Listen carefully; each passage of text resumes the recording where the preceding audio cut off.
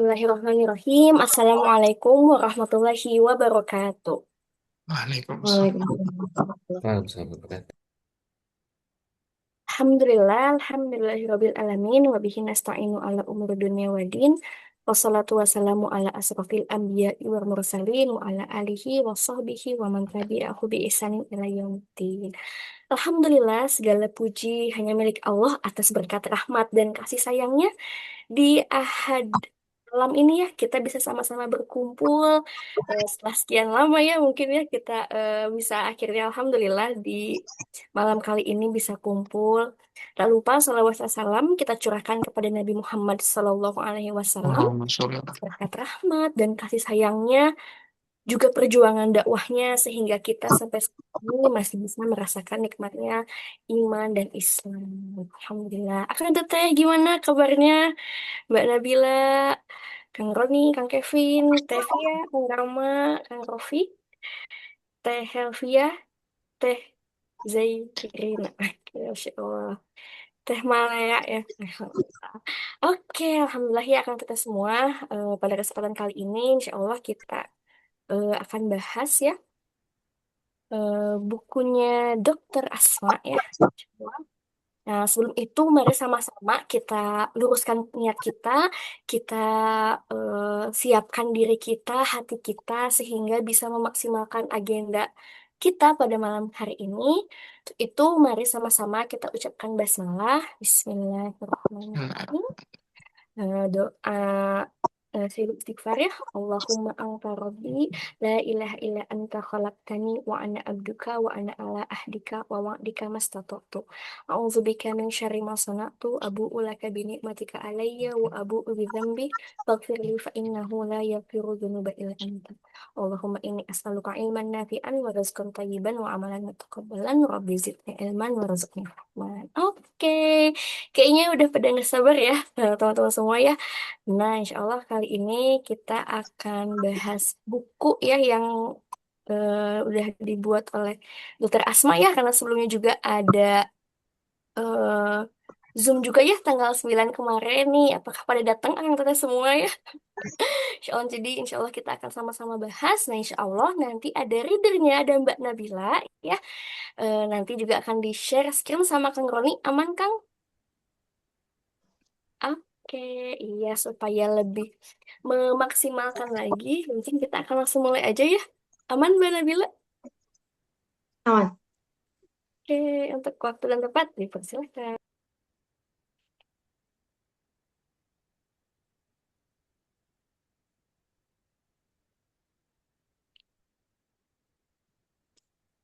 Oke, Bismillahirrahmanirrahim. Izin melanjutkan, memulai ya. Memulai pembacaan buku baru ya, Ethical Dimension of Child Education, an Early Example of Islamization in Reference to Abu Hamid Al-Ghazali. Jadi sebenarnya ini tuh ada acknowledgement-nya, cuma ternyata acknowledgement-nya itu lebih banyak ke terima kasih gitu. Jadi sepertinya langsung introduction saja. Oke, bismillah. Langsung dimulai. Introduction, pembukaan atau permulaan. Number 1, Childhood Education in Islam, an Overview. Pendidikan anak usia dini dalam Islam, sebuah gambaran umum. The family institution is the most fundamental nucleus of Muslim. Institusi keluarga adalah inti yang paling mendasar bagi masyarakat Muslim. With regard to its definition, Hamudah Abdul Ati emphasized the term family as referring to. Berkaitan dengan definisinya, Hamudah Abdul Ati menekankan istilah family atau keluarga merujuk pada a special kind of structure whose principles are related to one another through blood ties and or marital relationships and whose relatedness is of such a nature to entail mutual expectation that are prescribed by religion, reinforced by law, and internalized by individual.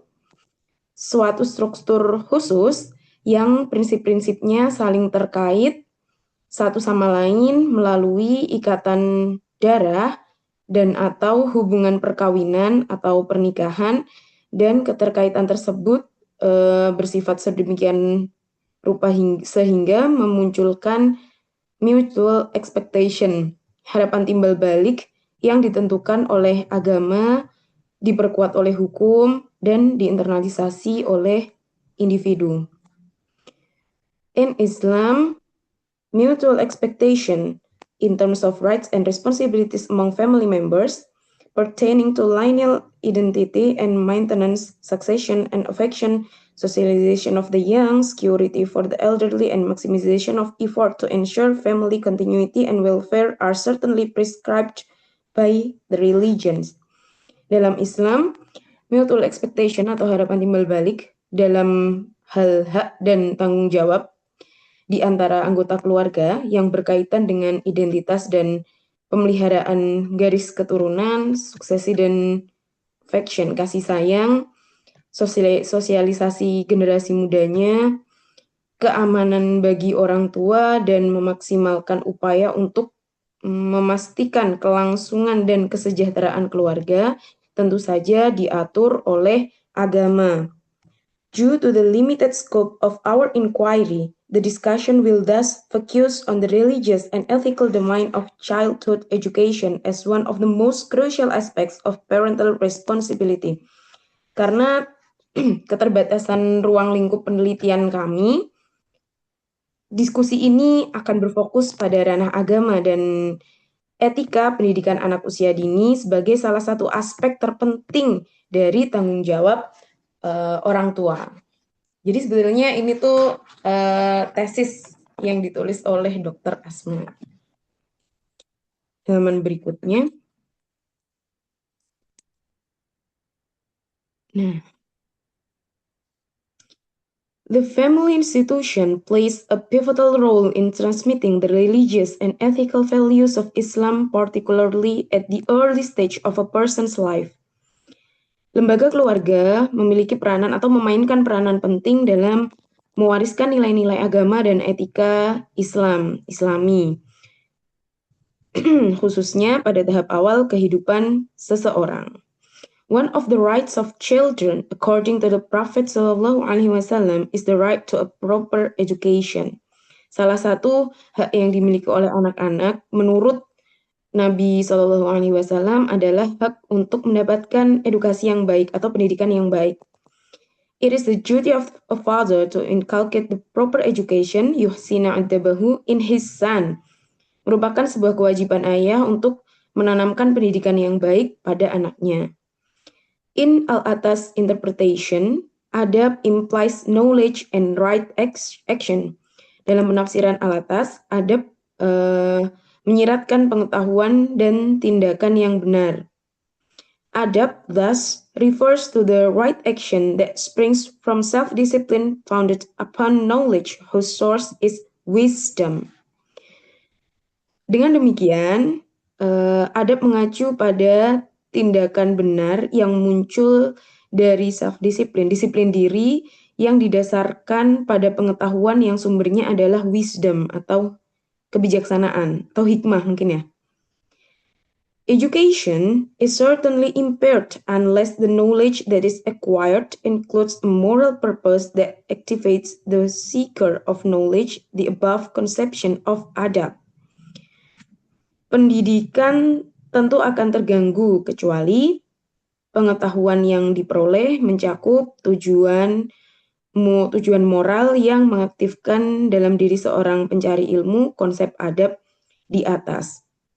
With regard to the elementary level of education or ta'dib, there are at least 3 major features of adab, as mentioned by the Prophet ﷺ, which indicate a symbiotic relationship between the Islamic creed or akidah as the foundation of education and good character, akhlak, as the ultimate objective and result of the education itself.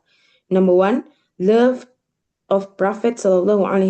Number 2, love of his family and family members. And number 3, love of reciting the Quran. These 3 qualities are mentioned in one hadith. Oh ya, lupa diartikan. Aduh, with regard.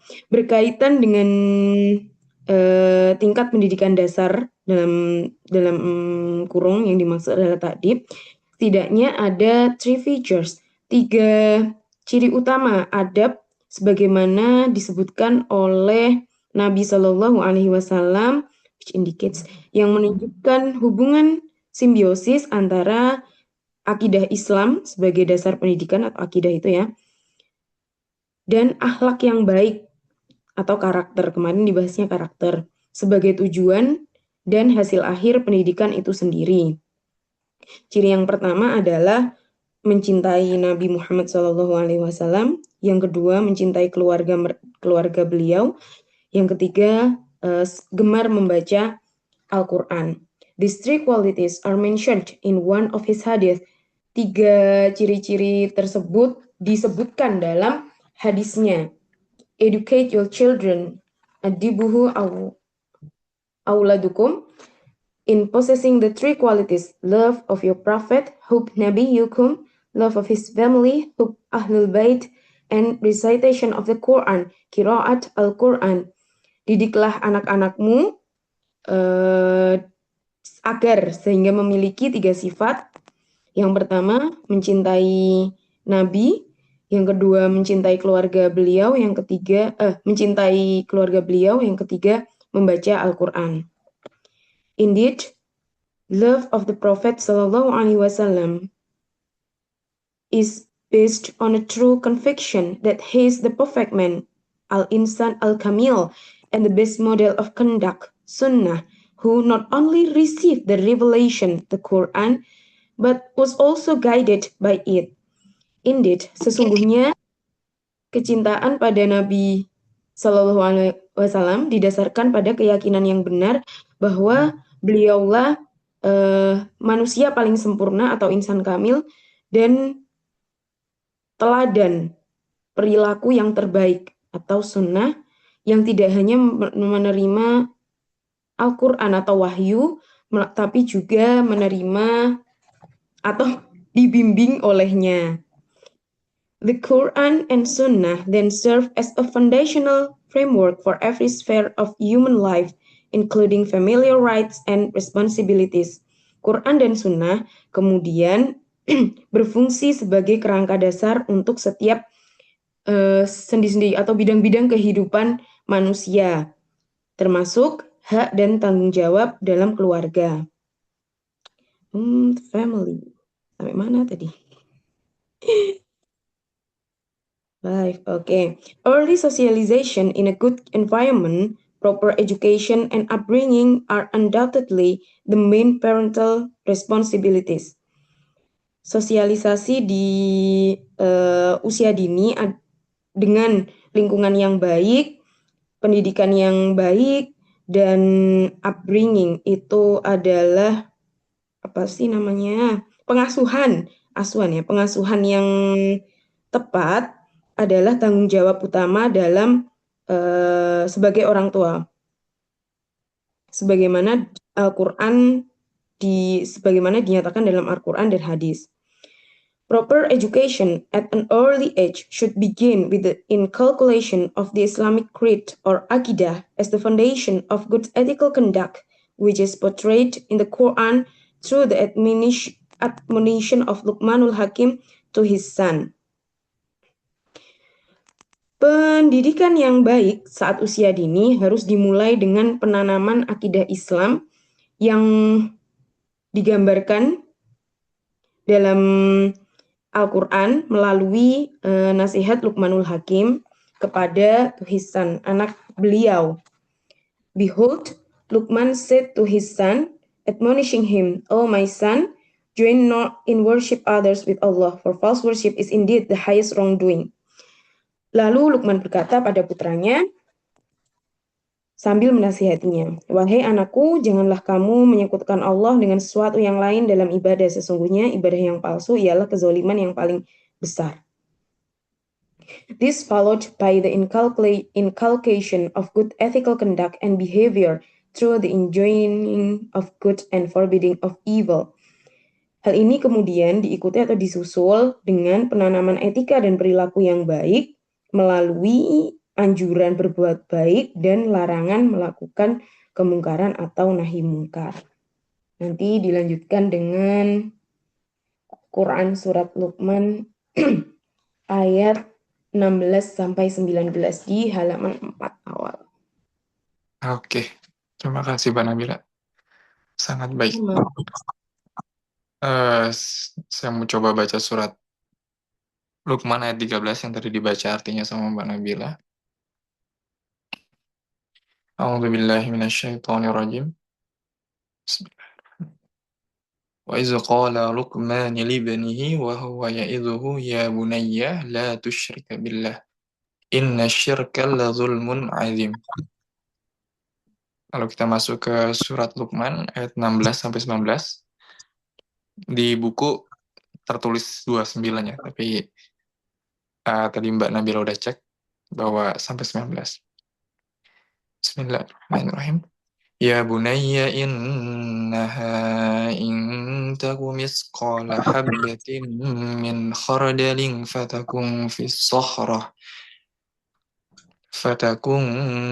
sakhratin aw fis samawati aw fil ardi ya'ti bihallah innallaha latifun khabir. Ya bunayya aqimis salata wa'mur bil ma'rufi wanha 'anil munkari wasbir 'ala ma asabak. Inna dhalika min 'azmil umur. ولا تصعر خدك للناس ولا تمشي في الأرض مرحا إن الله لا يحب كل مختال فخور واقصد في واقصد في مشيك واغضض من صوتك إن أنكر الأصوات لصوت الحمير. Sadaqallahul Adzim. Bismillahirrahmanirrahim. My son, said Luqman, if there be but the weight of a mustard seed, and it were hidden in a rock, or anywhere in the heavens or on earth. Wahai anakku, berkata Luqman, jika ada sesuatu yang sebesar biji zarah pun yang tersembunyi di balik batu, atau dimanapun itu, di langit ataupun di bumi, Allah will bring it forth. For Allah is subtle and aware. Allah akan menampakkannya.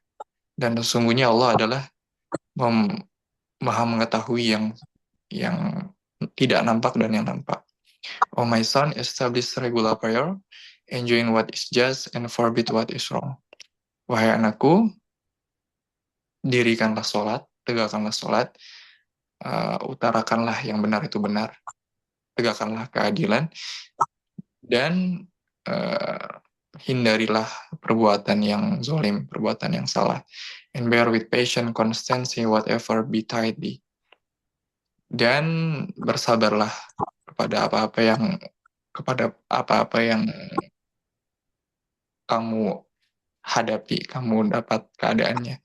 For this is firmness of purpose in the conduct of the affairs. Sebentar. Saya buka jemahnya juga. For this is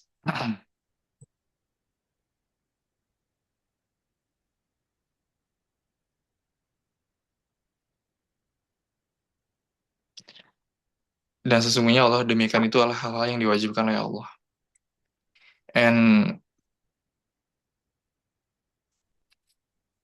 And shall not they check for pride at men. Dan janganlah kamu memalingkan mukamu daripada manusia karena sombong. Nor walk in insolence through the earth. Dan janganlah kamu berjalan di bumi ini dengan rasa sombong, rasa angkuh. For Allah loveth not any arrogant boaster. Dan Allah tidak menyukai orang-orang yang arogan, orang-orang yang sombong, yang berbangga diri. And be moderate in the pace, dan sederhanalah kamu dalam berjalan. And lower the voice, dan rendahkanlah nada suaramu. For the harshest of the sounds without doubt is the braying of the ass. Sesungguhnya seburuk-buruk suara ialah suara keledai. Nah, benar Allah atas segala firman-Nya. Kita lanjut baca.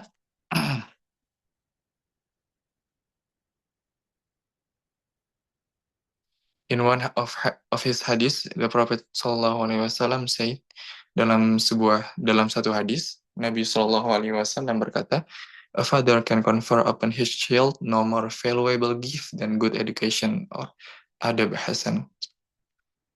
Hadis seorang ayah yang mengedepankan, yang menyampaikan, yang menanamkan pendidikan kepada anaknya. Tidak ada pendidikan yang lebih bernilai daripada ada Bu Hasan, daripada pendidikan yang baik. Nanti kita bahas di diskusi kenapa yu'adibu hasanahu yang dipakai. In another hadith, he said, it is better than a man should secure an education, yu'adib, for his child than that he bestow asa in charity. Nah, ini kita perlu baca juga. Asa refers to a container-based scale for zakah, which was equivalent to approximately 3 kg, 3 kilogram. Tidak ada yang lebih, it is better than man, bahwa sesungguhnya lebih baik bahwa seorang laki-laki untuk mengamankan,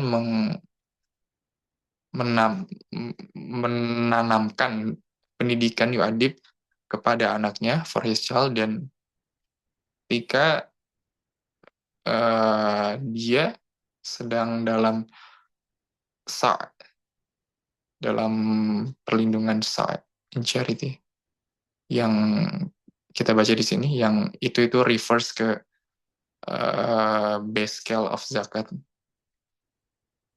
Itu juga ada hadis di bawahnya, during the time of the Prophet Muhammad SAW, di waktu Nabi Muhammad SAW, yang diriwayatkan dari Abu Sa'id, Apostle said, no zakat is due on the property mounting to less than 5 uqiyas of silver. Tidak ada zakat dalam sebuah properti, dalam sebuah kepemilikan, kecuali tidak lebih besar daripada 5 uqiyas, 5 silver. And no zakat is due on less than 5 camels. There is no zakat on less of the 5 wasks. Satu was itu setara dengan 60 sa, satu sa itu 3 kilogram. Makanan utama.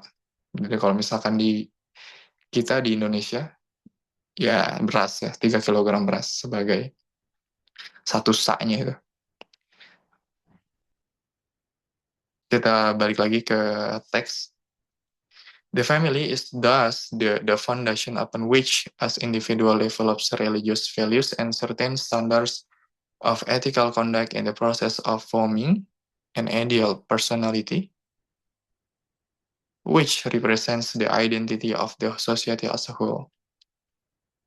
Keluarga adalah asas, adalah basis dari seorang individu yang mengembangkan nilai-nilai agama dan standar yang jelas dalam etika, dalam hal etis, dalam sebuah proses membangun, menubuhkan personality yang ideal, yang terrepresentasikan, yang terjawantahkan dalam sebuah identitas kemasyarakatan secara keseluruhan. The prophetic instruction pertaining to child education stems for its underlying conception of children as a trust or al-amanah. Nubuah Nabi Shallallahu Alaihi Wasallam mengaitkan, mendekatkan pendidikan anak adalah sebuah pendidikan anak berasal dari konsep dasar bahwa anak adalah sebuah kepercayaan, sebuah amanah. And parent as the trusters of God, dan orang tua adalah orang yang dipercayai oleh Tuhannya, oleh Allah Subhanahu wa taala. Every child is born of the natural states of fitrah. Setiap anak itu lahir dalam keadaan fitrah. an innate disposition, and potentially to recognize and acknowledge to the true Lordship of God. Dan dia punya sifat bawaan, innate disposition, dan punya potensi, punya fakulti, punya kuah untuk mengenali dan mengakui, to recognize and acknowledge the true Lordship of God, bahwa Allah adalah Tuhannya. Of such of an acknowledgement, which is ingrained in every heart of descendants of Adam. Dan sebentuk pengenalan itu yang sebagaimana tertanamkan di setiap hati, di setiap jiwanya seluruh keturunan Nabi Adam, yaitu kita. Al-Amanah in this sense has been interpreted by Al-Ghazali as knowledge of the unity of God. Wa tilka al-amanah hiya al-ma'rifah wa tauhid. Al-Amanah di sini diinterpretasikan oleh Imam Al-Ghazali sebagai ilmu dan kesatuan dan satu bentuk tauhid wujud daripada Allah. Nanti kita mengenal bahasa ilmu pengenalan. Nah, ini adalah warisan dari Imam Al-Ghazali. The actualization of this inner potentially or fitra requires a comprehensive educational process, ta'dib, which include the transmission knowledge, ta'lim, nurturing tarbiyah, self-discipline riyadah, purification of the soul is tazkiyatun nafs, and the refinement of character, tahdib al-ahlak. Nah, aktualisasi daripada potensi dalaman ini atau fitrah membutuhkan sesuatu yang komprehensif, yaitu diantaranya adalah proses pendidikan, yaitu ta'dib, yang di dalamnya ada transmisi pengetahuan, transmisi ilmu, ta'lim, nurturance itu apa namanya? Tarbiyah, rubaiyah, di surat Maryam ketika Nabi Musa dibesarkan oleh Firaun itu kata-katanya itu rubaiyah, mentarbiyah Nabi Musa oleh Firaun. Self discipline atau riadoh, latihan, purification of the soul, penyucian hati, penyucian jiwa, tazkiyatun nafs, and the refine of character, refiner, tahdib, bahasa lainnya juga takrir, refining itu pengolahan, penyaringan. Ta'dib in the framework of Al-Ghazali is a process of disciplining the physical and spiritual aspects of man, which involves the acquisition of knowledge and transformation of personality in order to possess a good character traits or husnul khuluq. Ta'dib dalam kerangka Imam Al-Ghazali adalah sebuah proses disiplin secara fisik dan spiritual aspek dari sebuah manusia yang di dalamnya ada akuisisi daripada ilmu dan transformasi karakter, personality, in order dalam rangka untuk menciptakan karakter yang baik atau husnul khuluq. IE, yakni the condition of the soul that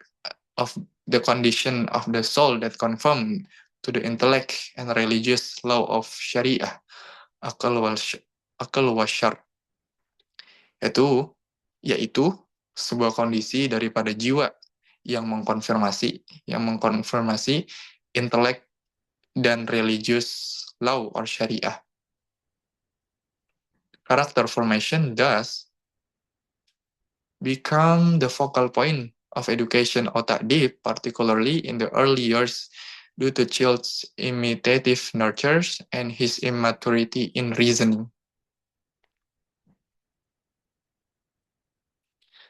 Perubahan karakter itu menjadi poin yang vokal dalam education, yaitu dalam takdib secara khusus dalam tahapan awal, dalam tahapan tahun awal anak, dari ketika anak kecil, imitative nature and his immaturity in reasoning, dan penalaran yang masih belum matang. Muslim scholars unanimously agree on the importance of character formation during childhood. Para ulama sepakat bahwa pentingnya pembentukan karakter ketika masa kecil anak. Dealing with it from various aspects, ethical, pedagogical, judicial, theological, as well as the medical point of view, berhadapan dengan beberapa bentuk dari beberapa aspek itu, sebagaimana etik, etis, dan pedagogik, judicial, dan teologis, dan juga dalam pandangan perubatan, dalam pandangan medis. Philosophers like Abu Ali al-Husain ibn Sina, dead at 1037, followed by Nasir ad-Din at-Tusi, dead 1274, and Jalaluddin ad-Dawani, dead 1502, dealt with this subject under discipline of the household management.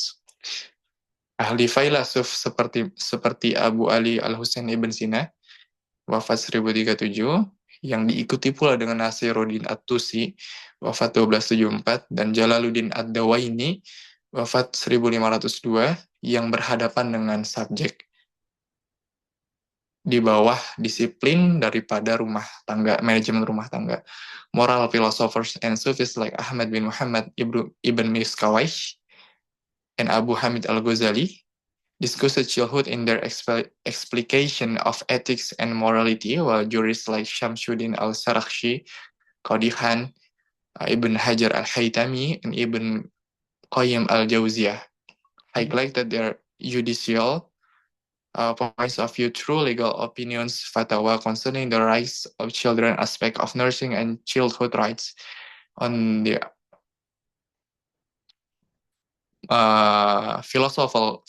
ahli filosof moral dan juga sufi sebagaimana Ahmad bin Muhammad ibn Miskawayh, Imam Al-Ghazali, yang mendiskusikan bahwa pendidikan anak adalah sebuah eksplikasi daripada hal etis dan moral, dan juga fakih wal juris sebagaimana Syamsuddin Asy-Syarakhsi, Qadihan, Ibn Hajar al-Haytami, Ibnu Qayyim al-Jauziyah menggarisbawahi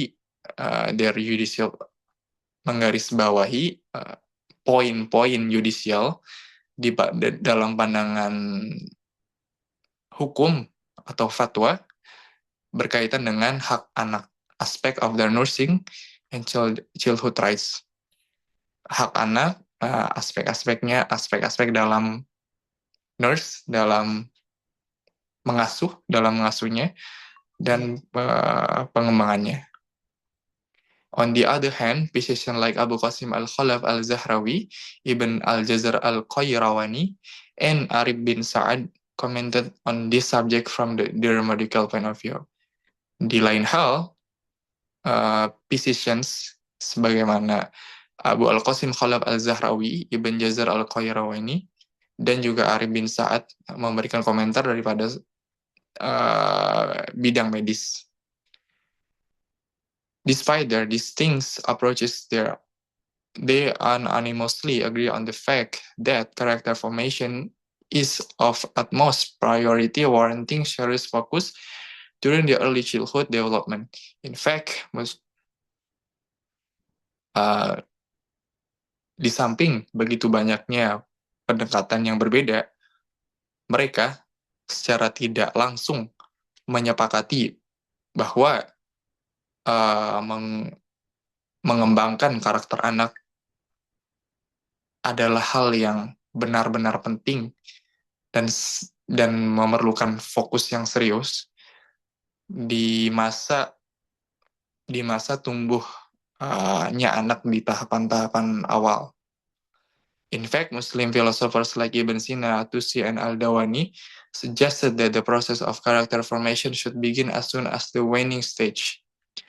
Faktanya, ahli filsuf Muslim sebagaimana Ibn Sina, At-Tusi, dan Ad-Dawani sangat menyarankan bahwa proses pembentukan karakter harus dimulai sedini mungkin, sedini mungkin ketika anak itu masih dalam tahapan menyapih atau diberi air, diberi ASI oleh ibunya.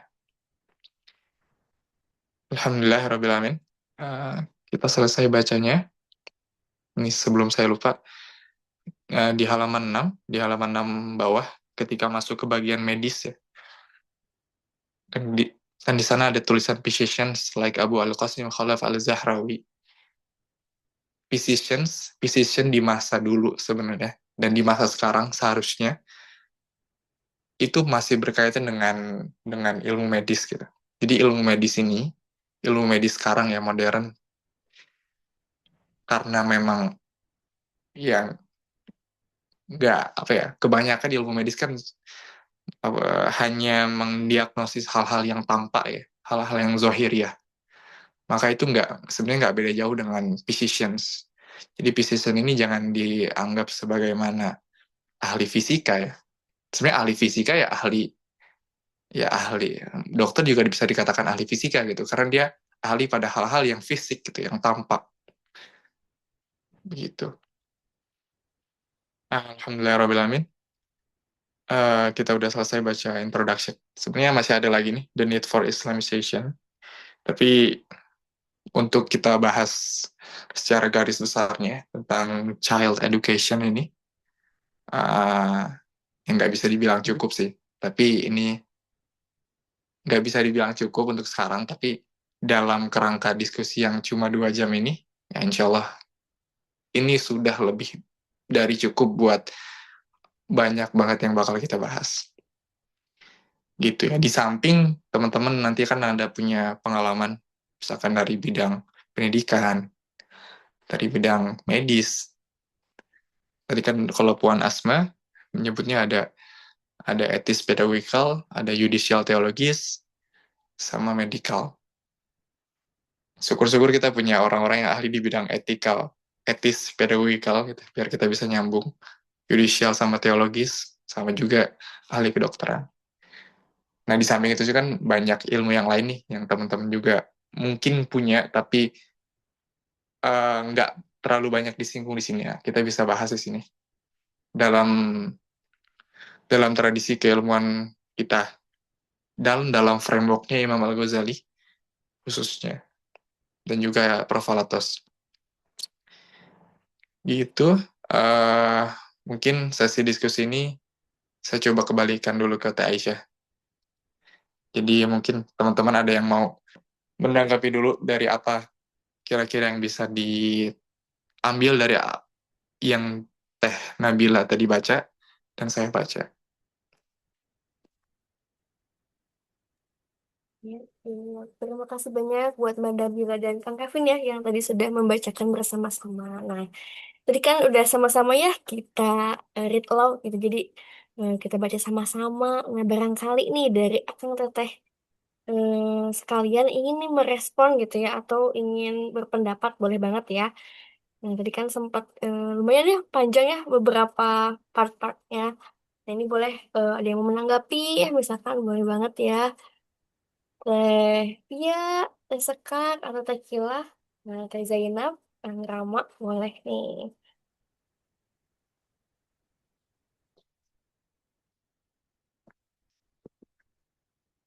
Atau dari mana Bila? Ketika baca ini lagi, sekarang atau kemarin-kemarin ada hal yang baru didapati lagi. Lebih ke apa ya, reminder gitu ya. Ini salah satu buku awal. Kayaknya ini justru buku pertama yang saya beli setelah saya diminta untuk ngurusin sekolah gitu ya, dari angkatan pertama. Jadi building from the scratch gitu. Saya nyari beberapa buku, saya sudah ada fitrah based education kan, saya mencari buku yang kira-kira mendukung, dan saat itu ketemulah buku ini, Ethical Dimension of Child Education gitu. Dan ketika membaca pun rasanya seperti mendapat reminder, dibaca lagi dapat reminder lagi gitu. Dan ini yang masih menjadi apa ya, catatan baik saya pribadi sebagai pribadi maupun saya sebagai yang memiliki amanah mendidik gitu ya. Bahwasanya tadi disebutkan bahwasanya di stage early age gitu ya, di anak usia dini harusnya yang ditekankan, yang dijadikan, ditanamkan dahulu gitu ya, itu harusnya kan pendidikan akidah gitu. Tapi nyatanya di hari-hari kita, di mungkin di kebanyakan rumah, di kebanyakan sekolah, atau di kebanyakan tempat-tempat belajar, akidah itu sering lupa untuk ditanamkan gitu kan. Padahal yang saya pelajari gitu ya, saya pelajari sebelumnya, akidah itu perlu ditanamkan di awal untuk apa? Untuk menumbuhkan rasa cinta kepada anak, sehingga nanti ketika dia masuk pada usia tamyiz, sudah sebagai seorang mumayyiz gitu ya, di usia 7 tahun, ketika diajari sholat, dia sudah tidak keberatan gitu, karena rasa cintanya kepada Allah itu sudah tumbuh, akidahnya sudah kokoh di awal sebelum usia tamyiz gitu. Nah, itu yang menjadi catatan saya gitu ya, terkait pendidikan anak gitu. Harusnya memang akidahnya dulu ditanamkan sebelum hal-hal yang lain. Nyatanya justru mungkin karena tuntutan zaman juga ya. Orang-orang memang menganggap itu tuntutan zaman gitu. Jadi anak sekecil mungkin sudah diajari hal-hal lain selain akidah. Jadi akidahnya nggak kokoh, sudah belajar yang lain gitu. Udah belajar, udah pada pandai-pandai tuh terkait mikroorganisme, dinosaurus, apa segala macam gitu ya. Tapi kemudian cukup jauh dari Allah gitu, atau kurang mengenal Tuhannya sendiri. Itu yang saya rasakan. Sehingga apa, ketika, karena saya pegang SD ya, tapi juga tetap banyak berkenaan atau bersentuhan dengan anak-anak TK gitu ya. Polanya adalah ketika akidah itu tidak kokoh baik di rumah maupun di sekolah, akhirnya ketika anak itu masuk SD akan sangat kesulitan untuk melatih apa, sholat atau tuntutan-tuntutan yang lain sebagai latihan, itu akan sangat sulit gitu. Itu yang menjadi catatan saya. Mungkin teman-teman ada yang mau memberi masukan apa segala macam.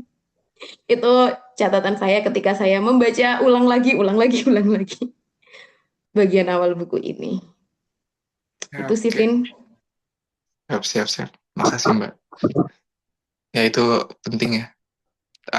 Tapi digarisbawahi bahwa uh, akidah itu nggak ketika kita menanamkan akidah kepada anak itu nggak semata-mata bilang bahwa Allah itu satu, Allah itu ahad. Walaupun itu benar, tapi kita uh, perlu juga menanamkan apa namanya?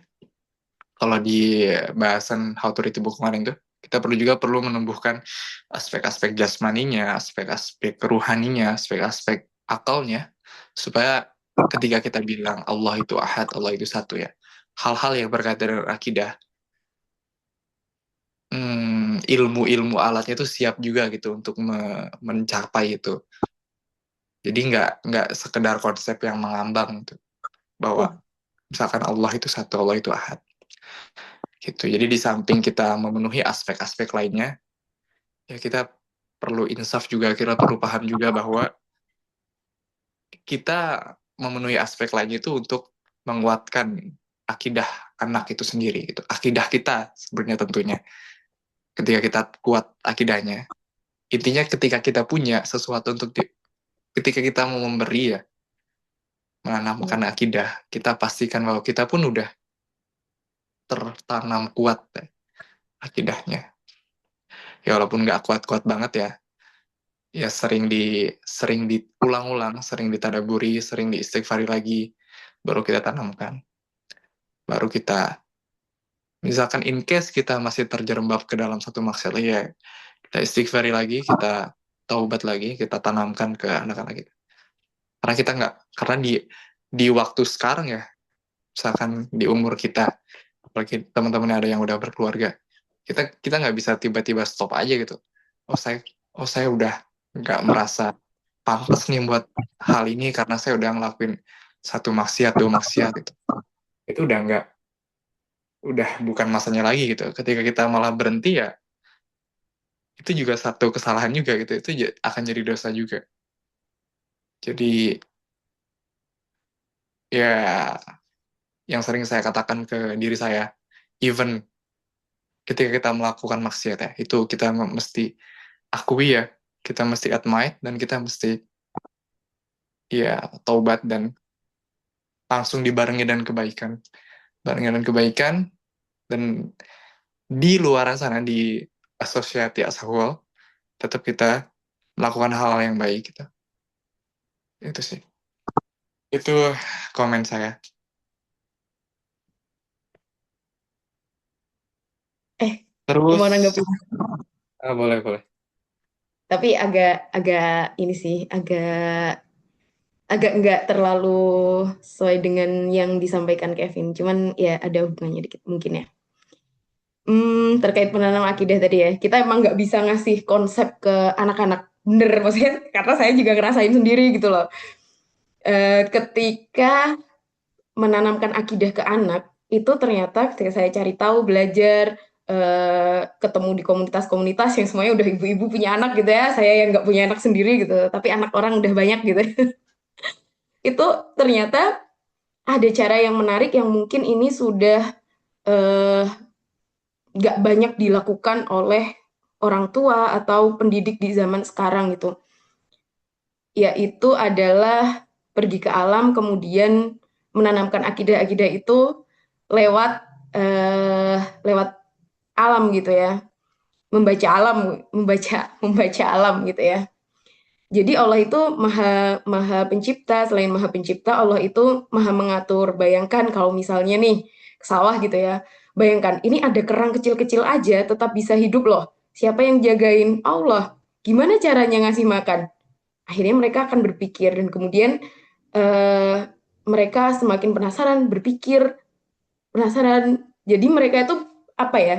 Karena pengetahuannya didapat dengan menemukan gitu ya dan berpikir sendiri, akhirnya anak-anak itu justru lebih ngena gitu ke hati mereka gitu. Dan itu yang pernah dan akan dan sedang sedang pernah sedang dan akan saya lakukan mungkin di sekolah gitu ya. Itu yang saya lakukan. Dan alhamdulillah angkatan pertama karena saya yang pegang langsung ya kalau angkatan pertama itu anak-anaknya cenderung lebih mudah untuk diajari hal-hal begituan karena sering saya ajak keluar, sering saya ajak ngobrol gitu ya. Tapi untuk angkatan berikutnya karena kondisinya sudah lain, bukan saya sendiri yang handle, akhirnya memang agak lain kondisinya. Itu yang terjadi yang saya rasakan itu. Sama satu lagi saya tiba-tiba teringat. Saya tuh kan itu ya, seneng ngoleksi buku anak gitu ya. Selain buku-buku untuk yang saya baca sendiri, buku-buku anak gitu. Saya melihat pola buku-buku anak sekarang itu juga nggak banyak yang misalnya nih harusnya kan akidah sebelum usia tamyiz ya, berarti sebelum usia tamyiz buku-buku yang memang didesain untuk anak-anak usia sebelum usia 7 tahun itu muatan-muatannya adalah nilai-nilai yang berkaitan dengan akidah gitu. Tapi nggak banyak buku yang seperti itu gitu. Dan saya menemukan satu penerbit buku anak yang sampai sekarang menjadi favorit saya juga itu ya. Itu punya fokus ke menerbitkan buku-buku yang memang muatannya akidah. Sepertinya memang sudah paham mengapa harus membahas nilai-nilai akidah dulu sebelum yang lainnya. Itu hal yang mungkin apa ya, hal kecil yang mungkin nggak disadari oleh banyak orang itu sih. Itu respon tanggapannya. Oke, oke. Apa tuh penerbitnya, Pak? Growth seed. Oh, Grow the Seed. Mbak Mm-mm. Rani.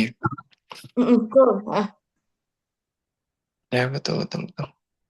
Nah, yang tadi yang berkaitan pertama tuh, yang main kalam itu adalah benar dengan dengan apa namanya, kita bisa lihat dari guru alam, bahasanya anak Iya. bahasanya anak Salman banget. Tapi itu benar, di itu melatih akli kita, nalar kita. Tapi ini dalam dalam ketika udah jauh ya, ketika udah jauh dan udah terbiasa dengan itu, uh, di masa sekarang, di dewasa zaman sekarang ya, yang kita udah jarang banget buat ngandelin akal ya. Kita mau mau tahu sesuatu, tinggal lihat Google, tinggal lihat review gitu, tanpa mau mengolah dulu lewat akal. Jadi memang ya, menalari itu adalah hal yang baik. Tapi nanti ketika udah terbiasa, kita sebagai muslim tuh nggak bisa hanya bergantung kepada akal aja. Kita tetap punya landasan di sebalik akal gitu. Karena akan ada waktunya ketika akal itu nggak bisa gitu memproses sesuatu yang sebetulnya benar gitu. Sesuatu yang posisinya tuh lebih tinggi daripada akal itu sendiri. Gitu. Tapi itu masih jauh sih, masih jauh banget dengan kondisi kita sekarang. Jadi ya itu, kita berusaha untuk memakai akal kita sebaik mungkin lagi. Jangan bergantung kepada yang lain. Jangan bergantung kepada yang lain, tuh maksudnya kepada hal-hal yang harusnya cuma ngebantu doang gitu ya, kayak misalkan AI, ya Google, dan lain-lainnya. Gitu. Alam tak gampang jadi guru. Itu falsafah Minang. Oke, yang lainnya, mangga.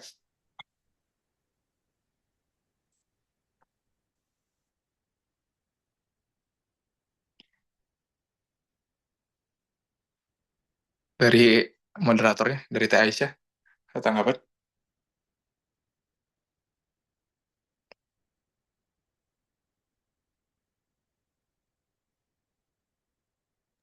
Iya, Masya Allah ya. Baru aku belum sempat ikut ini ya kak ya, seminarnya gitu karena salah jadwal. Cuman tadi Ah, sempat baca reviewnya juga dan tadi baca ya.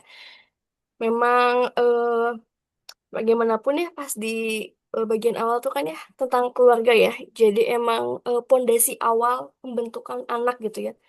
Dan itu yang emang harus jadi kita sebagai nanti calon orang tua tuh ya punya kewajiban ke sana gitu ya. Nah, karena kan ya gitu ya rata-rata kalau di sekolah ya hanya melimpahkan secara utuh gitu ya. Padahal kan pendidikan harus balance gitu ya. Gimana di rumah gitu. Dan ya pondasi utama lagi-lagi di rumah gitu ya. Yang bisa secara utuh untuk membersamai anak gitu. Terus juga tadi ya apa namanya? Yang Mbak Nabila gitu ya.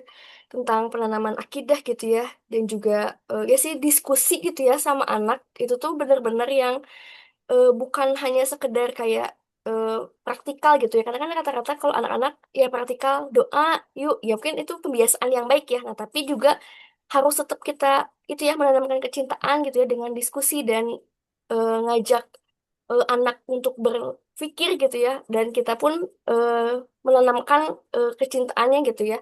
Jadi eh, selain pembiasaan kan tadi kayak sempat di-mention ya sama Imam Al-Ghazali gitu untuk mendisiplinkan spiritual juga mendisiplinkan fisik gitu. Jadi selain pengkondisian gitu ya, tapi pun itu ya kecintaan tadi gitu. Sehingga nanti ketika tahapnya mumayyiz tuh yang hadir itu ya ketaatan gitu. Terus juga mungkin apa namanya? Ya di era sekarang tuh jadi makin kadang kan ya banyak banget informasi-informasi lah gitu ya tentang parenting gitu ya. Terus saya kadang suka jadi eh karena terlalu banjir mungkin ya informasi itu sih lebih jadi apa ya mencari emang buku yang terstruktur juga gitu ya itu salah satu ngebantu biar bisa lebih utuh lagi gitu ya karena kan kadang tuh eh, sering gitu ya yang aku rasain tuh muncul-muncul kadang aduh ini bener nggak ya nah kayak kadang ada kondisi-kondisi yang treatment ke anak didik tuh gimana nah itu kayaknya eh, lebih apa ya serius lagi itu sih kan dari aku tanggapannya. ya oke. Atur nuhun, atur nuhun.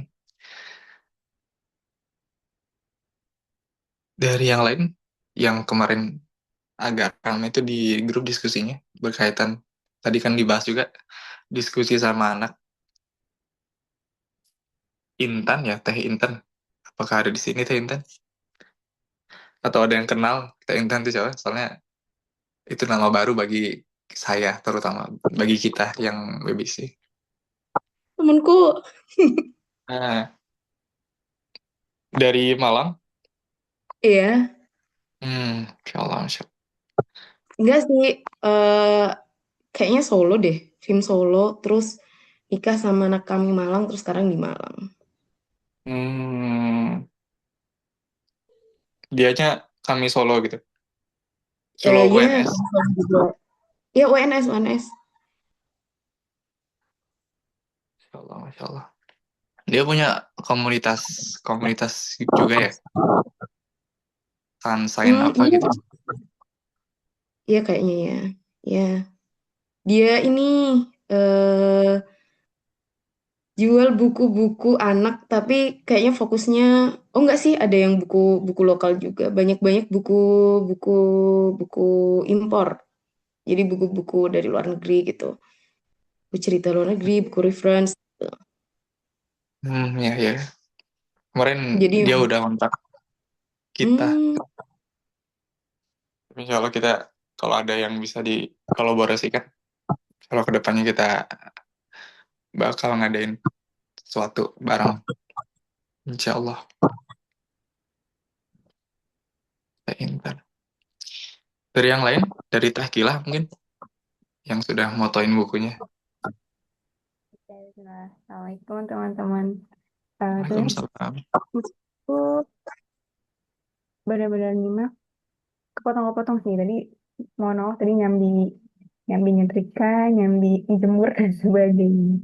Tapi di sini mau ingin apa ya kasih insight kali ya dari aku sebelumnya pernah juga gitu ya sekedar anak PK.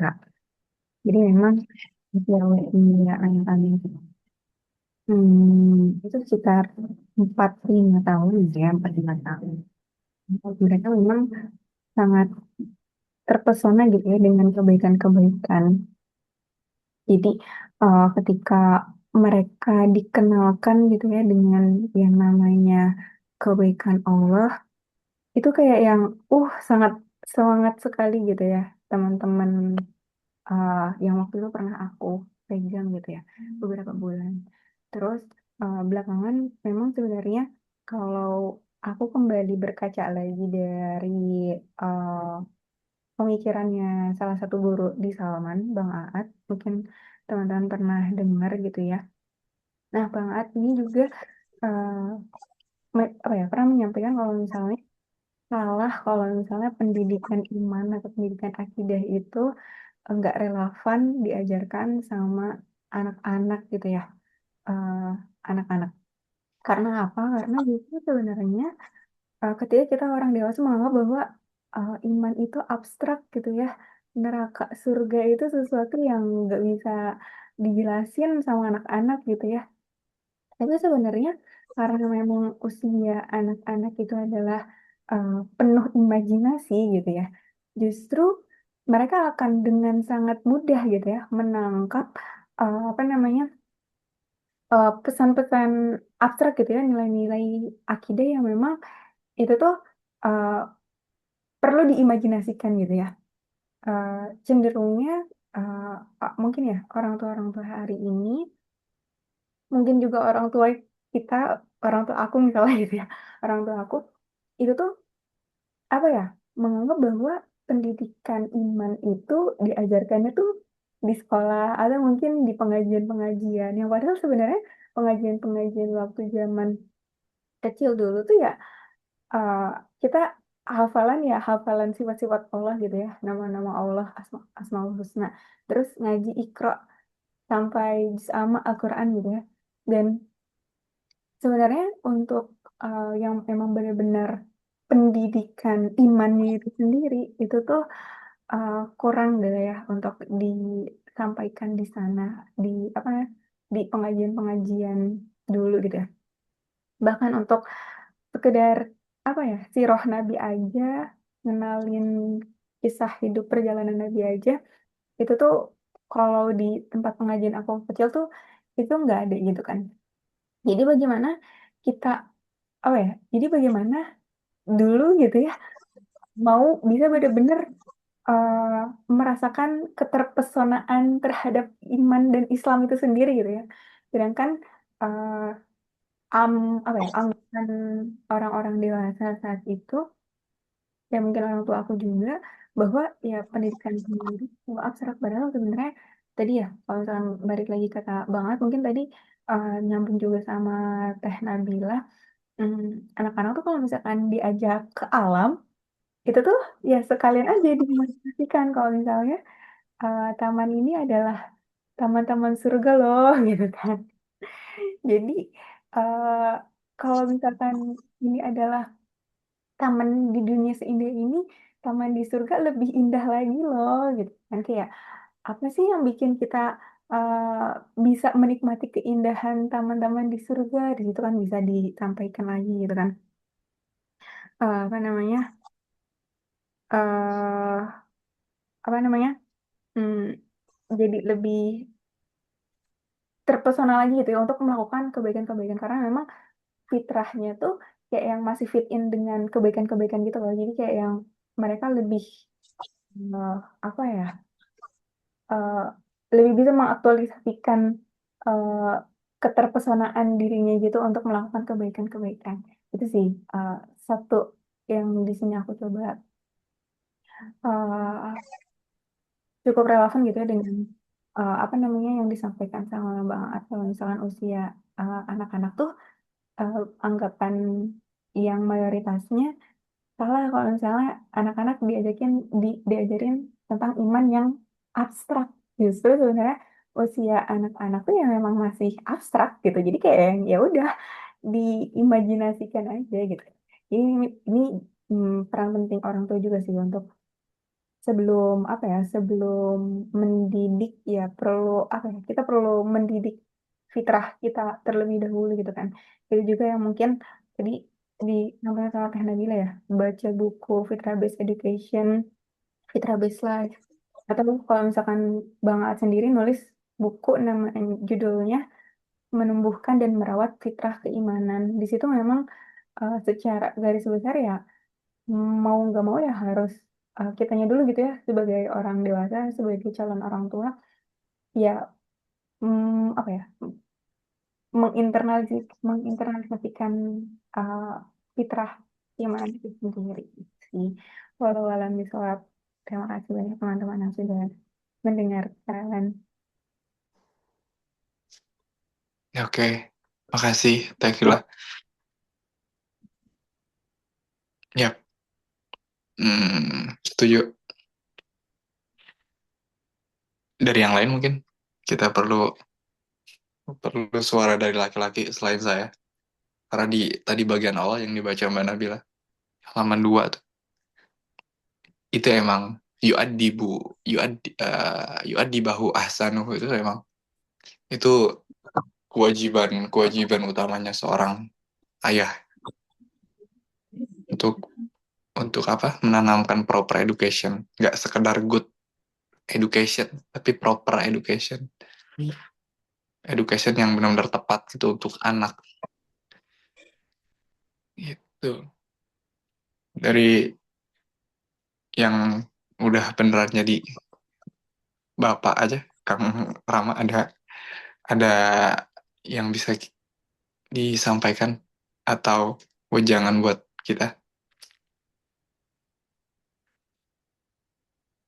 Wah, sebenarnya masih baru juga ya. Jadi sebenarnya lebih butuh yang lebih suhu lagi ya, karena kan anaknya juga setahun juga belum ya. Tapi ya sebenarnya eh yang dari diskusi ini ya jadi semacam insight lah ya buat gimana panduan ke depannya juga. Mungkin aku mau sedikit sharing juga ya yang jadi salah satu inspirasi aku. Jadi sebenarnya ketika kita baca buku-buku ya sejarah, terutama ketika misalkan ngelihat di sejarah kegemilangan Islam ya, ilmuwan kayak macam Ibnu Sina dan lain sebagainya, terutama Ibnu Sina ya. Sebelum beliau menjadi seorang polimet atau menjadi seorang ya ahli kedokteran yang mungkin kita kenal ya, ahli kedokteran, matematika, psikologi, filsafat dan lain sebagainya. Kalau kita baca riwayat hidupnya sebenarnya 10 tahun pertama dalam hidupnya ya, ketika anak-anak, justru sebenarnya ya terutama yang sejaman juga dengan beliau ya, itu sebenarnya dihabiskannya lebih banyak ya 10 tahun itu ya mengkaji ilmu fardu ain dulu gitu ya. Mengkaji ilmu agama, menguatkan akidah, menghafal Al-Quran, menguatkan hubungan dengan Allah gitu. Jadi sebenarnya yang akan membentuk pondasi kelak ke depannya itu ya di situ dulu gitu. Gimana bahwa posisi ilmu yang mulia, apa posisi ilmu itu sangat mulia, dorongan untuk menuntut ilmu dan lain sebagainya gitu. Justru ketika sisi fundamental adabnya secara bahasa, secara pemikiran, secara akidah itu yang dibentuk, pada akhirnya ketika dia akhirnya kelak di usia belasannya dia mungkin mulai menemukan ilmu yang oke ini saya cocok nih di kedokteran. Saya punya satu big curiosity gitu ya untuk dipecahkan atau saya merasa panggilan hidup saya sepertinya saya cocok untuk di apa gitu. Ketika akhirnya mulai masuk dan melangkah di fardu kifayah, itu udah punya motivasi yang kuat gitu. Sehingga pada akhirnya apa ya, spirit untuk apa ya antara ilmu agama ya, kalau mungkin kita pakai terminologi sekarang maksudnya yang umum lah ya. Ilmu agama dan dunianya itu ya nggak split gitu. Karena kan kalau kita lihat zaman sekarang banyak banget ya yang nyinyir misalkan kayak wah ngapain masuk misalkan satu fakultas kedokteran gitu menerima mahasiswa yang hafiz 30 juz. Banyak banget tuh yang nyinyir kayak itu mah cuma modal hafiz doang belum tentu dia dia bisa survive di kedokteran gitu. Atau misal ITB buka beasiswa untuk apa gitu. ITB kan teknik, kenapa harus dicampur sama agama, bla bla bla bla bla gitu. Dan ternyata juga ketika dilihat, ya memang ada orang yang dulunya pesantren dan dihafalnya Quran belum tentu bisa perform bagus juga gitu ketika masuk ke ilmu duniawi itu, let's say. Ya. Jadi ya sebenarnya justru sebenarnya tantangan sekarang adalah ya bagaimana integrasi tadi bisa berjalan ya. Jadi ya pada akhirnya memang harusnya ya nggak ada lagi dikotomi keilmuan itu gitu dan prosesnya itu sebenarnya bisa bisa berjalan juga gitu walaupun proporsi utamanya di 10 tahun atau tahun-tahun awal itu lebih kuat untuk di sisi agama gitu ya tapi ya jangan lupakan juga jangan sampai ada dikotomi juga kayak ngapain belajar ilmu fisika kimia kayak itu kan ilmu barat gitu itu yang mungkin perlu dikembalikan lagi ya spirit keilmuan itu sih ya. Jadi ya itu juga yang mungkin aku lakuin juga gitu ya untuk si Aidan ya. Jadi ya memang udah dari dalam sejak kandungan juga sudah ya dibacakan ya Al-Quran gitu ya.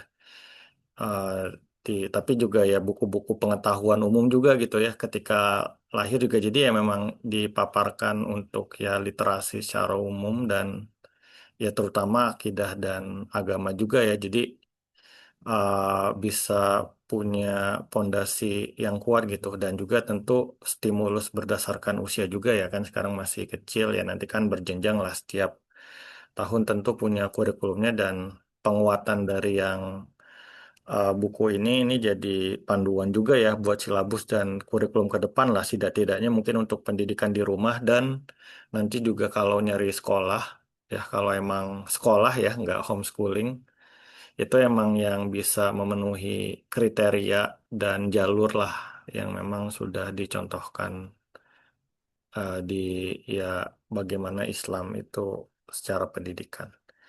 Kurang lebih itu sih mungkin sedikit ya sebenarnya masih baru start juga jadi ya mungkin itu ya kalau mungkin ada masukan atau rekomendasi atau apa gitu ya ya we are very welcome for that mungkin gitu aja kalau dari aku. Oke, hatur nuhun Kang Rama yang sudah beneran terjun, yang sudah start, setidaknya sudah start gitu dibanding dibanding kita yang belum start atau bahkan belum ready ya. Tapi insya Allah ada waktunya. Eh, saya mau singgung sedikit yang kemarin dibahas daripada Puan Asma. Beliau beliau itu nulis tesis ini. Jadi ketika beliau itu sarjana. Jadi di Malaysia itu sebutan S2 itu ada sarjana. Kalau S1 itu disebut sarjana muda. Nah, S2-nya beliau itu di ISTEK. Waktu masih di bawah Profalatos. Makanya penyelianya itu sebelum, kalau berdasarkan diskusi kemarin ya, yang ditanya sama Mbak Chandra. Mbak Chandra itu, eh, ya Puan Asma itu punya penyelian namanya Dr. Wan Suhaimi. Allahu yarham. Beliau salah satu guru di Kesis yang benar-benar apa ya, benar-benar ditakzimi sama seluruh murid di Kesis. Dan beliau meninggal lebih dulu di 2023. Bahkan pemakamannya dihadiri sama Prof. Latus langsung. Sampai Prof. Latus pun apa ya, ketika karibnya berpulang duluan, benar-benar ya, Kesis waktu itu berduka. Dan ketika kemarin pertanyaan kedua itu dari uh, Mbak Nunu. Mbak Nunu bilang, Mbak Nunu nanya kalau ada nggak hal-hal yang sebenarnya itu yang nggak tertulis di dalam buku, tapi tapi benar-benar membekas. Nah, kita kita dengar jawaban dari Puan Asma itu bahwa bahwa Dr. Wan Suhaimi lah yang benar-benar mendorong itu bahwa karya ini mesti jadi buku. Even dia masih di rumah sakit ya karena cancer, dia masih sempat membaca gitu ya. Sempat membaca tulisan anak didiknya waktu di Istek. Ya begitu. Jadi guru itu udah meluangkan waktunya ya. Udah meluangkan waktunya. Kita yang misalkan dibina, di guide, kita harus benar-benar ya berdedikasi juga ketika membuat sesuatu gitu ya. Nggak last minute, nggak setengah-setengah gitu, nggak seadanya, nggak yang sekedar menggugurkan kewajiban. Ya gitu sih. Saya kadang berat apa namanya, berat nafas kalau lagi bahasin itu. Karena nih teman-teman, ini sedikit saya singkap beberapa budaya di kasus itu. Walaupun saya belum masuk sana, di sana tuh di sana tuh ada semboyan bahwa kita nggak perlu buat promosi besar-besaran, kita nggak perlu murid yang banyak gitu untuk masuk untuk belajar hal-hal ini. Tapi yang mereka perluin itu ketika mereka ada murid yang mendaftar, sebenarnya mereka nggak mendidik hanya menjadi murid gitu ya, tapi we taught you to be scholar. Kita mendidikmu untuk menjadi ulama. Yang dulu waktu WISE itu saya dengar itu, saya rasa-rasa, wah ini berat, kok berat banget ya. Tapi ya itu yang ngebedain ya pendidikan yang betul, pendidikan yang benar di antara yang lain-lain. Begitu. Nah, balik ke diskusi kemarin, kira-kira ada yang bikin likes up dari teman-teman, dari Kang Roni atau Teh? Kang Roni ada?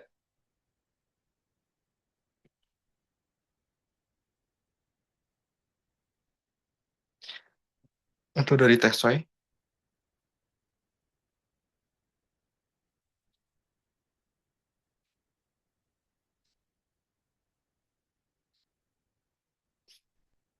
Di sana tuh jam 9 ya, 9.16.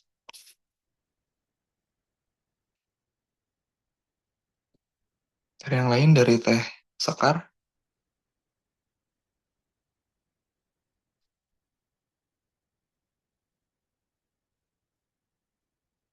atau Teh Tajididah Fikri, Teh Zainab, Teh Hana, ada sesuatu yang bisa di-sharingkan?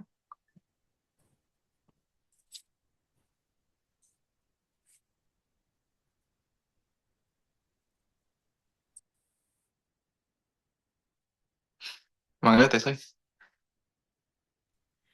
Kalau dari saya, kedengeran nggak Kang suaranya? Aman-aman. Jadi saya tuh ini banget sama pembahasan yang kemarin tuh dapat insight-nya banyak banget.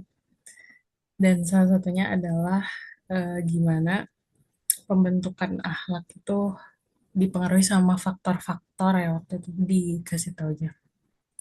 Jadi ada, kalau di catatan saya ada 4 faktor, mulai dari faktor keturunan, terus faktor disiplin, pembelajaran, sama eh, faktor apa ya, persekitaran, lingkungan sekitar mungkin. Nah, ternyata dari 4 faktor itu yang habituation disiplin, pembelajaran sama persekitaran itu bisa mengubah faktor keturunan. Jadi kalau gimana ya? Dulu tuh saya selalu mikir kayak dia mah ya pasti udah pasti bagus agamanya karena anak ustadz misalkan kayak gitu. Atau karena ya ada di lingkungan yang ideal gitu. Tapi ternyata eh ketika sekarang itu kuliah, dia tuh justru malah apa ya, lepas hijab gitu. Pokoknya berubah gitu. Nah, ternyata memang faktor keturunan itu bisa dikalahkan sama ketiga faktor itu yang kayaknya lebih kuat daripada faktor keturunan. Tapi ketiga itu juga katanya nggak bisa mengubah faktor keturunan juga gitu. Jadi kalau ada yang gimana ya kemarin sih nangkepnya, ya pokoknya gitulah. Ada faktor-faktor yang mempengaruhi pembentukan akhlak dari seseorang gitu kan. Oke. Ya, ya, aku juga sempat nangkap itu pertanyaan dari Mbak Chandra juga itu. Kalau misalkan bahwa banyak anak yang masuk ke sekolah Islam dari awal sampai misalkan SMA, tapi ketika apa namanya? Ketika masuk kuliah seolah-olah merdeka gitu melihat se ya sesuatu ya segala sesuatu di luar yang selama ini dipelajari gitu. Terus dibandingkan dengan anak yang dari awalnya itu umum, terus masuk SD umum, SMP umum, SMA umum, terus masuk kuliahnya jadi lebih Islam gitu daripada orang yang sebelumnya benar-benar pondok atau dari sekolah Islam. Dan Puan Asma memang menjawab bahwa banyak sekali faktor ya yang bisa menyebabkan hal itu. Jadi bukan serta merta misalkan uh, keturunan keturunan aja gitu ya. Ya walaupun keturunan itu jadi salah satu pembentuk ya dari pola asuh orang tua, doa orang tua, tapi di lain hal ya memang faktor lingkungan itu yang membentuk. Makanya memilihkan lingkungan juga sebenarnya masih orang tua juga itu yang bertanggung jawab. Dan ya jadinya bias gitu ya kalau kita ngebandinginnya kayak gitu. Ya walaupun realitanya begitu. Ya, ya semoga Allah mampukan kita. Begitu. Makasih Teh Soy. Hmm, atas sharingnya. Kita apa? Mau ngomong apa, Teh Soy? Iya, sama-sama. Sama saya juga inget sih itu yang apa? Ya yang nanya itu ya, yang beliau tuh ngasih tahu ada 2 perbandingan. Jadi Yang satu itu apa di sekolah Islam, tapi yang satunya lagi enggak di sekolah Islam, cuma dia tuh lebih imun gitu ketika eh, udah kelihatan gitu, udah SMA katanya gitu ya. Jadi lebih imun daripada yang sekolahnya sekolah Islam dari TK gitu. Terus jawaban dokter Asmanya tuh saya ngerasa kayak apa ya, nggak tahu ya, mungkin kayak beradab banget gitu ya. Yang saya tangkap mah gitu ya, beliau tuh bilang kita nggak bisa ngejudge gitu satu apa ya, satu pengasuhan itu benar atau enggak Cina, karena ya semuanya juga berproses dan apa, ingin yang terbaik pasti untuk anaknya gitu, kayak ah iya juga ya gitu, gitu sih. Jadi keinget gitu. Ya, betul. Kadang kalau lihat dari bentuk pertanyaannya itu bisa bisa terbilang itu pertanyaan yang salah juga, logika yang kalau di logical fallacy itu ada masuk sebuah pernyataan yang seolah-olah hanya dua itu gitu, di luar itu tuh nggak ada lagi gitu, padahal ya nggak begitu juga gitu. Itu pentingnya kita belajar mantik, logika juga, biar kita nggak terjebak gitu ya dengan paradigma seperti itu. Oke, dari yang lain, siapa ya yang belum? Kang Rofik masih masih ada yang bisa disaringkan. Terus tadi sebelum saya lupa, yang tadi saya highlight bahwa apa namanya result yang tadi dibaca Mbak Nabila di halaman 2. Result daripada proper education itu menumbuhkan 3 cinta. Cinta kepada Rasul, cinta kepada keluarganya Nabi, dan cinta kepada Quran, membaca Al-Quran. Nah, eh, saya saya highlight itu di cinta kepada keluarga Nabi ini ini bisa masuk kepada akidah juga nih, School of Kalam. Karena ya Prof, karena hanya ahlu sunnah wal jamaah, hanya sunni yang tidak menyelesihi, yang tidak membenci keluarga-keluarga Nabi. Abu Bakar itu adalah keluarga Nabi juga gitu, karena dari segi apa namanya, dari segi struktur keluarga, ya Abu Bakar jadi, selain dia sahabat Nabi yang paling utama, Abu Bakar jadi father of law daripada Nabi, karena putrinya itu yang menikah dengan Nabi. Terus juga Umar, juga Utsman sampai dua putrinya Nabi. Nah, di akidah yang lain, di Syiah, Syiah kan benar-benar apa? Tidak mencintai ya, ya, ya nggak mencintai ya, kalau sampai menghina, sampai menjelek-jelekan nama-nama sahabat lain, nama-nama keluarga Nabi yang lain, gitu. Dan itu masuk ke dalam rangka akidah juga, School of Kalam. Makanya hanya tiga akidah yang diakui di Ahlus Sunnah wal Jamaah, itu yaitu eh, Abu Mansur Asy'ariyah, Maturidiyah, sama Ahlul Hadis atau Atsariyah. Abu Hasan al-Asy'ari, Abu Mansur al-Maturidi, sama Ahlul Hadis Atsariyah, Imam Ahmad bin Hambal.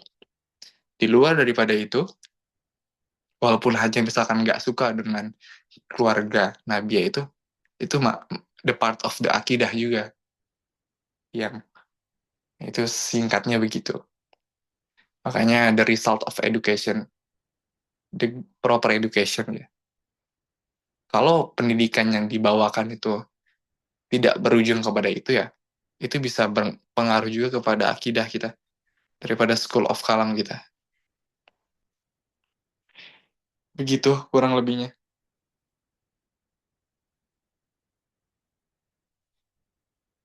Ada yang mau menambahkan lagi?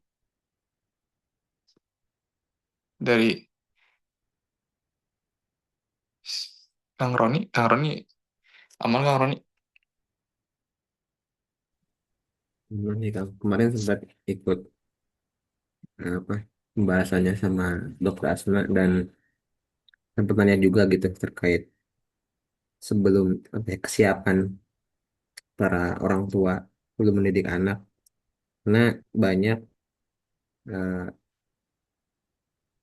orang tua tuh yang sekedar menikah tapi belum siap untuk bisa mendidik anak gitu pada akhirnya di rumah tadi kata Taisa kan belum benar akidahnya belum tuntas pendidikannya sehingga dilempar ke sekolah guru, guru juga gitu yang pada akhirnya kena beban itu sementara guru pun walau alam benar juga gitu ngedidiknya sebenarnya kan terus berulang gitu sampai akhirnya ya anak-anak nggak tuntas sampai dewasa ya jadi orang tua gitu lagi jadi jadi lingkaran yang ya nggak berujung gitu kayak lingkaran setan dan penekanan dalam hal ini kan kalau di masa kerajaan itu ya kata dokter Asma ya peranan pemerintah penting untuk menekankan parenting itu tip parenting yang penting jadi kalau saya mikir kalau kita mau nikah ada sertifikat sekolah parenting itu dalam artian ya mungkin ilmu-ilmu akidah kita sudah paham gitu bagaimana cara ngedidiknya dan semacamnya gitu saya kira ya itu bisa jadi modal agar supaya pendidikan anak tuh tuntas di rumah gitu jadi kalau pada akhirnya yang nikah itu sekedar nikah punya anak ternyata nggak tuntas mendidik anaknya di rumah ya limbahkan ke sekolah sekolah juga nggak tuntas ya kan pada akhirnya kacau gitu ya kemarin begitu sih gitu saya mikirnya kita uang kita nyampain aspirasi aja dibilang nyenye gitu ya udahlah kata presiden. Alhamdulillah ya ala kulli hal. Ya betul.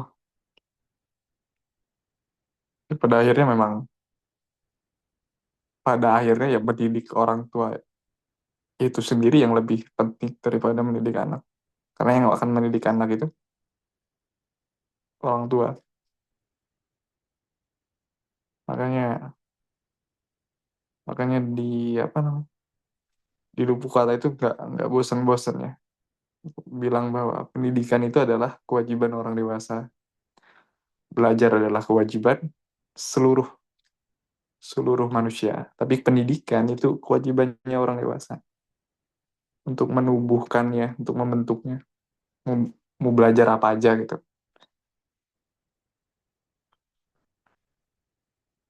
Itu banyak tadi yang saya sempat highlight juga dokter dokter Rizky bilang bahwa banyak sekarang sekolah-sekolah Islam yang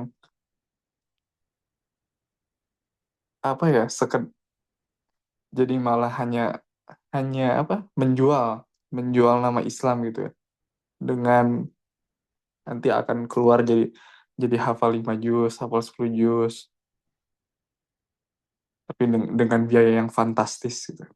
Ya, oke, memang pendidikan itu memang memang tidak dapat dibayar dengan uang ya, tapi dengan apa ya dengan sebentuk promosi seperti itu tuh udah kehilangan ruhnya gitu.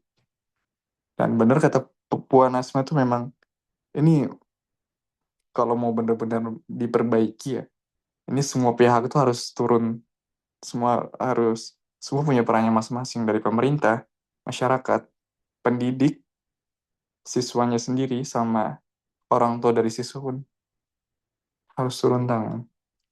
Dan itu bukan proses yang sebentar. Dan maka daripada itu ya kita selesaikan dulu nih peran kita. At least kalau nggak sebagai pelajar ya student.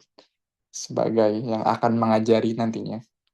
Atau kalau teman-teman yang ada di sekolah nih, kayak misalkan siapa Mbak Nabila yang di pendidikan ya, dituntaskan juga peran itu, peran islah di peran spesifiknya.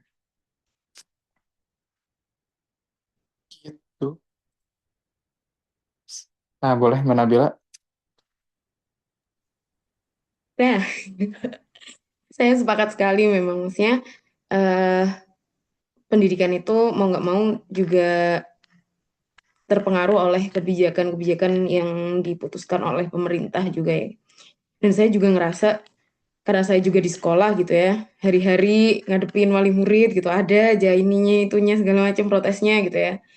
Saya akhirnya menyadari satu hal, maksudnya bener-bener penting banget gitu loh, jadi orang tua yang juga paham gitu. Maksudnya apa? Karena orang tua itu mungkin belum paham atau belum belajar atau gimana, akhirnya beberapa orang tua mungkin menyerahkan pasrah, 100% pasrah itu kepada sekolah gitu. Bahkan sempat ada yang ketemu saya langsung, "Bu, ini saya pasrahkan, gimana pun caranya sudah, pokoknya saya pasrah," gitu. Waduh, itu hal yang terjadi di masyarakat kita hari ini gitu. Dan mereka benar-benar berdalih dengan mengucapkan, "Saya tuh nggak tahu ini, saya nggak paham gini, saya dulu gini, gini, gini, gini, jadi saya pasrah ke sekolah," gitu.